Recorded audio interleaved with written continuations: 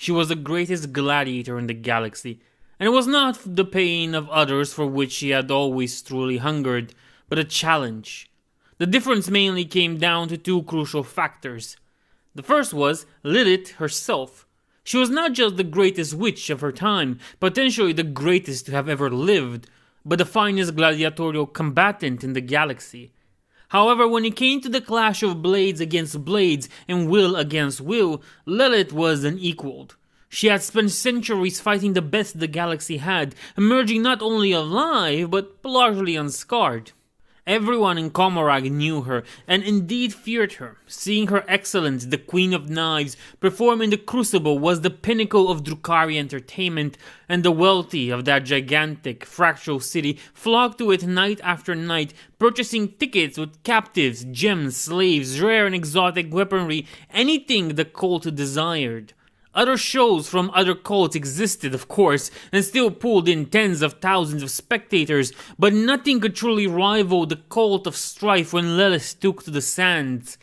There were the hunting trophy heads on the walls, depicting the great warriors she had faced and conquered on their own turf in real space. The half-metal head of the mighty orc Gavrok Bonesmasher, the fully metal head of a Necron overlord encased in the stasis cabinet, the stern, unyielding expression of whoever that space marine had been. Lelith never had bothered to get a name. Lelith had been a prodigy, so naturally gifted in the art of murder that some were already whispering that she had been marked by Kel Menshakane himself. Those her own age avoided her in the fighting pit, skirting her with fearful glances and hands that tightly gripped whatever weapons they found. The older ones, those whose time on the U-Course caprices were nearly at an end, sometimes took umbrage with her ascension and sought to end it. Unfortunately for them, their marginally greater size and nominal strength advantage rarely availed them against Lelith's raw talent and deadly instincts. Soon she found herself lacking any willing opponents and had to prowl the dark sands looking for an opportunity. Lelith had never courted the favor of Abzdrubael Vict for its own sake. Indeed, she had never courted his favor at all. She had become the greatest warrior in Commorragh, and Vet had been drawn to her dark flame the same as anyone else. It was simply that he had more to offer her, and so she paid more attention to him. She had battleships because she was the Queen of Knives, Grand Succubus of the greatest witch cult in all Commorragh, and she deserved only the greatest and the finest.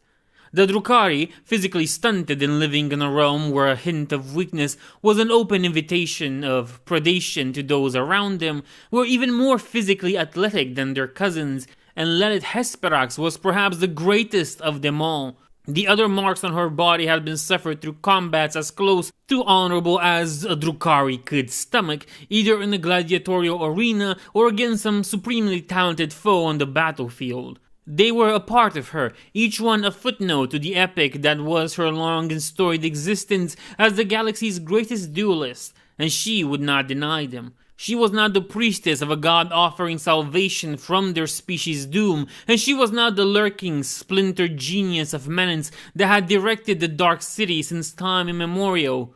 She was the greatest warrior that her kind had ever produced, and she had not cheated death through divine intervention or shadowy bargains and infernal trickery.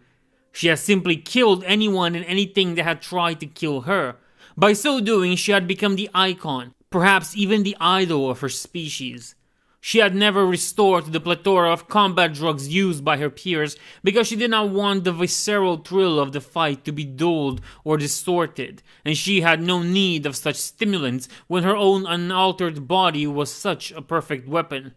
Alchemists and chem-splicers made innumerable concoctions for more recreational use, but Lelith instinctively shied away from more than the briefest dalliance with these two, for fear of losing her edge. Nor did she have any intention of plunging into the depths of pleasure wine or midnight liquor or any of the other intoxicants so favored by other Drukhari. She told herself that it would be foolish to give herself over to such pursuits when an attempt had just been made on her life, but it ran deeper than that. Her desire for such things simply was not there.